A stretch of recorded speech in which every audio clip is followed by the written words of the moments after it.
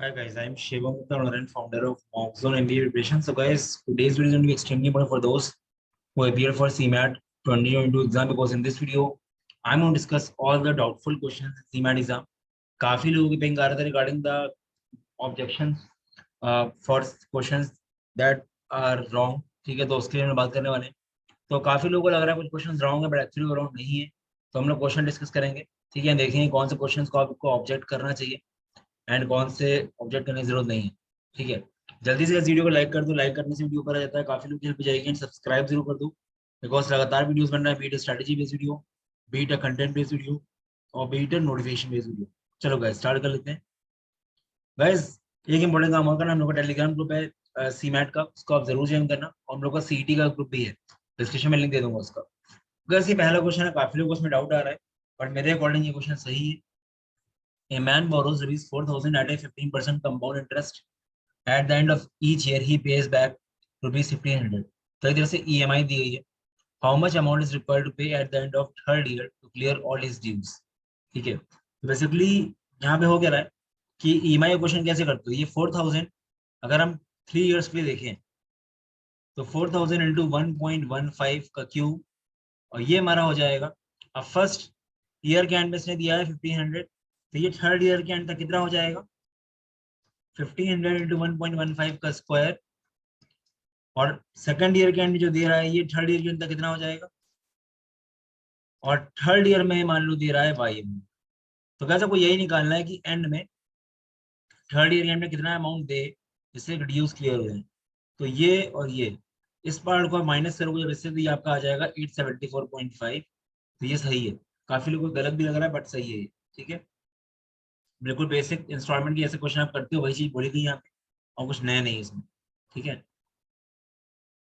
वैसे ये वाला क्वेश्चन में काफी लोगों को डाउट है. ये वाला क्वेश्चन में ऑब्जेक्शन करना पड़ेगा बिकॉज आंसर जो आ रहा है वो ऑप्शन है नहीं. The bag contains 6 red balls, 11 yellow and 5 pink balls. If two balls are drawn at random from the bag, one after the another. ये बोला गया एक के बाद एक लेके किया गया.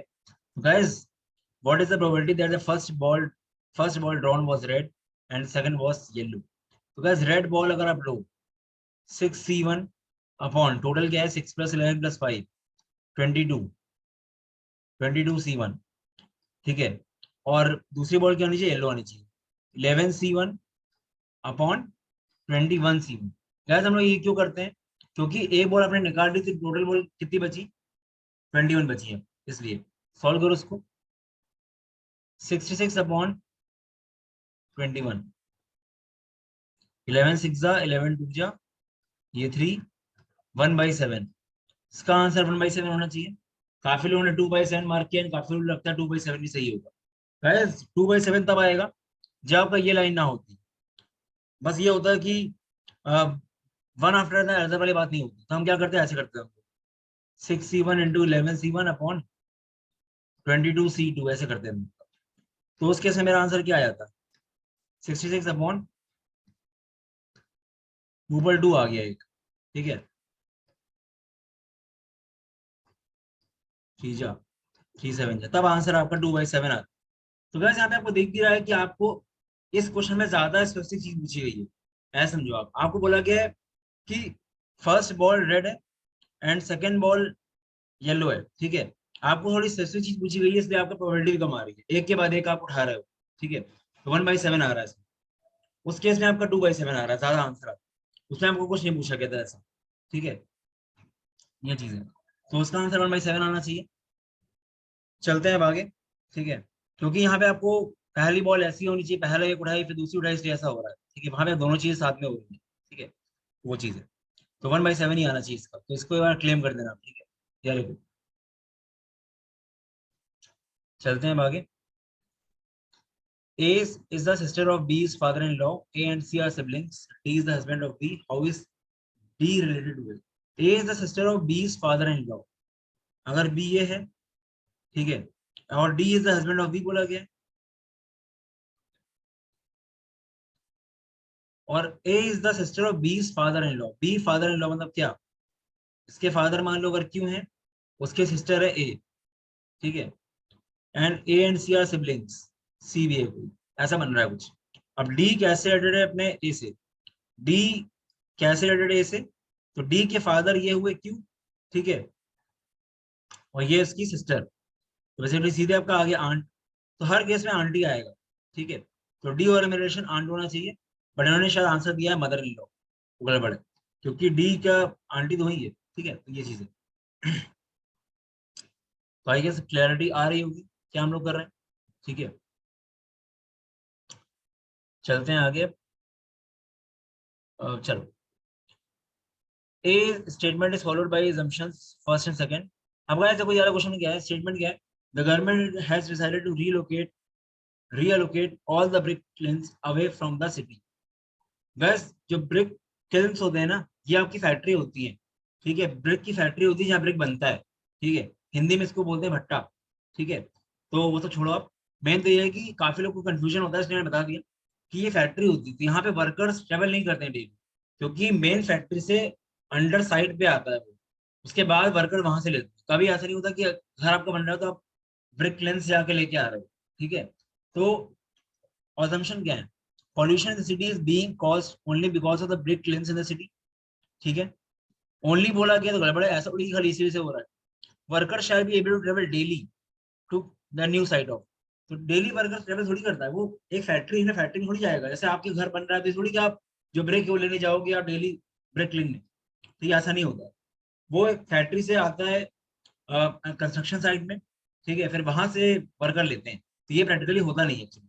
तो ये काफी लोगों का कहना था कि एजम्पशन टू होना चाहिए, बट इसका नाइदर सही है, नाइदर दिया आंसर, ठीक है, नाइदर आएगा। पहले केस में ओनली आ गया, दूसरे केस में ये डेली वाला केस नहीं होगा क्योंकि ये फैक्ट्री है, ठीक है। ये वाला क्वेश्चन है, ये वाला अगर आरसी पढ़ोगे तो अब यहाँ पे बात हो रही है कि कैसे कैसे लोग का परसेंटेज इंक्रीज हुआ है सिटीज में रहने में, ठीक है। तो इस क्वेश्चन में हमको लगता है कि आंसर होना चाहिए both the statements are supporting details, ठीक है, क्योंकि यहाँ पहला बोला Tokyo is the world largest mega city, ये इसने सपोर्टिंग की तरह से है, और mega cities are growing but not as rapidly as small cities, तो ये भी सपोर्टिंग है, कुछ यहाँ पे फैक्चुअल बात नहीं कर रहा है उसकी, जो पैसेज में क्या बताना चाह रहा है वो कि कैसे कैसे टाइम के साथ सिटीज में लोग बढ़ने लग गए, ठीक है, पहले कम थे 15% थे, फिर 30% ऐसा कुछ बोला गया, ठीक है। तो मेरे अकॉर्डिंग इसको आप ऑब्जेक्ट कर सकते हो, ठीक है, इसका आंसर डी होना चाहिए। ये मैंने अपनी वीए फैकल्टी से भी कंफर्म किया है, ठीक है, वो देख के अलग भी आया वो। गाइस ये क्वेश्चन है, बहुत लोगों को डाउटफुल है, ये वाला क्वेश्चन में जो आंसर दिया है सही दिया है, ग्रॉस नॉन परफॉर्मिंग एडवांसेस भी हो सकता है, एसेट्स जनरली लिख के आ रहा है वो गूगल में, बट जो बैंक होता है ना, उसके लिए एडवांसेस जो होते हैं ना वो एसेट्स की तरह काम करते हैं उसके लिए, क्योंकि उसके तो एसेट्स हो गए ना, बैंक ने लोन लिया, आप रिपे नहीं कर पाए तो नॉन परफॉर्मिंग हो गया। अगर आप नेट में डालोगे ना gross non performing advances Google में, तो आपको लिस्ट मिल के आएगी, एडवांसेस ही लिखो, बट नेट में हर जगह एसेट्स लिख के आ रहा है। इसको मैंने सीए से भी कंफर्म किया है, उसने बोला है कि एडवांसेस सही है, ऐसा हो सकता है। तो मेरे अकॉर्डिंग तो आपको ये क्लेम नहीं करना चाहिए, बट स्टिल आपको डाउट लगा तो कर दो क्लेम, ठीक है, इसका पहले ही आएगा। Our lungs have two parts, the left and right lungs. Structurally, the two parts of the lungs are different from each other. Guys देखो, पहला तो सही है, और दूसरा भी मेरे अकॉर्डिंग सही होना चाहिए, क्योंकि दो लंग्स के साइजेस अलग अलग होते हैं, ये मैंने पढ़ा है, दोनों लंग्स के साइज अलग होते हैं, स्ट्रक्चर ही दोनों अलग है, तो ये भी सही होना चाहिए। तो मेरे अकॉर्डिंग दोनों आंसर सही होने चाहिए। बाकी एक बार आप चेक कर लो ऑफिशियल आंसर क्या दिया, मैंने देखा नहीं, मिस हो गया मुझसे, और अगर आपको लगता है कुछ गड़बड़ तो आप देख लो, बट क्योंकि स्ट्रक्चरली बोला गया ना, स्ट्रक्चरली, तो हो सकता है कि वो माना ना जाए, क्योंकि मतलब वही है कि साइज तो अलग अलग होता है, डिफरेंट शेप एंड साइज की होती है, और स्ट्रक्चर उसी को बोलते हैं शेप एंड साइज। आपने अपने देखोगे दोनों लंग्स के बारे में पढ़ोगे आपको दिख जाएगा, बट ये क्वेश्चन थोड़ा ऐसा है, मतलब असर्शन डिसीजन टाइप का क्वेश्चन बन गया है, मतलब नॉलेज वाला क्वेश्चन हो गया, बताइए क्यों दिया है ये question. Which the following factors is not relevant for judging the adequacy of the market?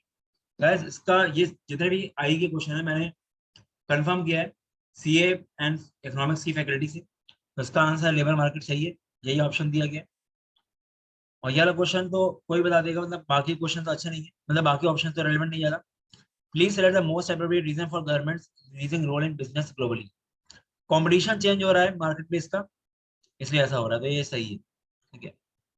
Having more than one customer segment can be beneficial as it help maintain a consistent business, ये तो सही है, ये हमको लग भी रहा था, ये सही है, ठीक है। इससे आपका डाइवर्सिफिकेशन होता है ना, तो आपका चलता रहेगा। जैसे एग्जांपल मैं मानूं, अगर आपकी कोई भी एग्जांपल ले लो, आपके बहुत सारे प्रोडक्ट्स हैं, ठीक है।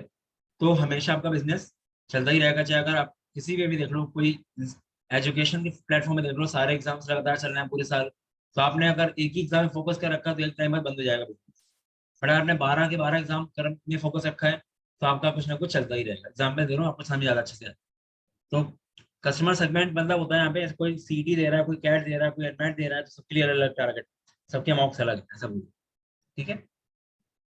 तो पढ़ के लग रहा है कि यार ये होना चाहिए, तो थोड़ा सा भी आइडिया बिजनेस का तुरंत सी मार के आएगा। ठीक है।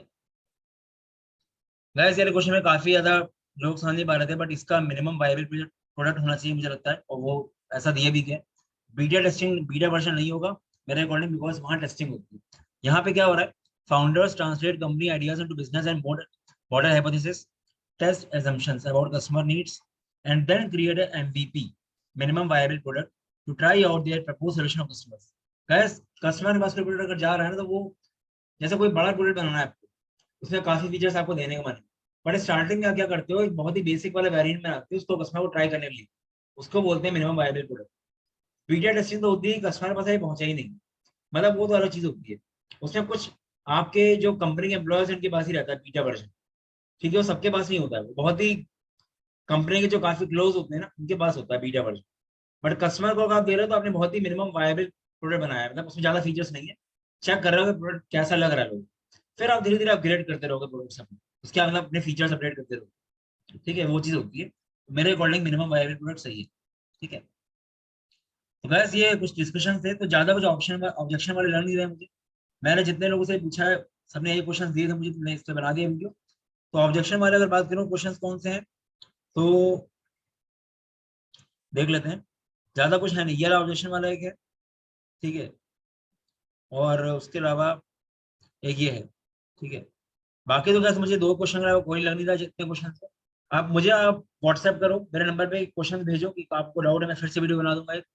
ठीक है, थोड़ा सा इशू हो गया था हेल्थ का, इसलिए मैं वीडियो बना नहीं पाया, काफी लोग पिंग आ रहे थे। ठीक है। गाइस, जो लोग सीडी की तैयारी कर रहे हैं अभी भी टाइम है गाइस, देख लो ढंग से, एक वैरायटी करके करोगे तो हो जाएंगी चीजें। मैं बार बार बोल रहा हूँ गाइस, एक ही दो चैप्टर पे डिपेंड मत करो, आपको सारे टॉपिक्स को पढ़ना है ढंग से। प्रॉपर लाइव जूम क्लासेस जो हो चुकी सबकी रिकॉर्डिंग मिलेगी काफी डिटेल में, जो क्लासेस होनी है सबका अच्छे से मिलेगा सब। ठीक है। Apart from that 550 topic test, theory and notes, practice sheet, covering 3000 question, सब रहेगा। बट सबसे इंपॉर्टेंट जो है गाइस, हम लोग की लाइव जूम क्लास की रिकॉर्डिंग या लाइव क्लासेस है, क्योंकि उतना कर लोगे ना उतने में आपका बहुत अच्छे से हो जाएगा। अपार्ट फ्रॉम दैट शॉर्टकट्स हम लोग काफी काम करने वाले हैं। ठीक है। प्लस 18 फुल लेंथ मॉक्स काफी डिटेल। प्राइसिंग इसकी एक्सट्रीमली इकोनॉमिकल है गाइस, 5000 प्राइसिंग है। एग्जाम आपका कम से कम 2 महीने बाद है, और मुझे लग रहा है जून से भी आगे जा सकता है पूरा चांस है, क्योंकि वो टेंटेटिव डेट है। लास्ट ईयर रिजल्ट से, लास्ट ईयर तो लाइव क्लास होती नहीं थी, सबके रिजल्ट है, लाइव क्लास होगी तो और अच्छे रिजल्ट होते हैं। ठीक है। बाकी ये है, you can check. So guys this was all about the video. ये नंबर है मेरे, you can ping me at this number, और moxon.in में जाके you can check the courses. CET में जाओगे तो आपको सीईटी कोर्स और मॉक्स मिल जाएंगे, बाकी मुझे इंक्वायर कर सकते हो, बाकी कॉल कर सकते हो। चलो guys, all the best, bye bye. लगातार वीडियोस बनेंगे, तो फिर से बोलो सब्सक्राइब कर देना, मैं सीडी के काफी शॉर्टकट्स की वीडियो बनाने वाला हूँ। चलो।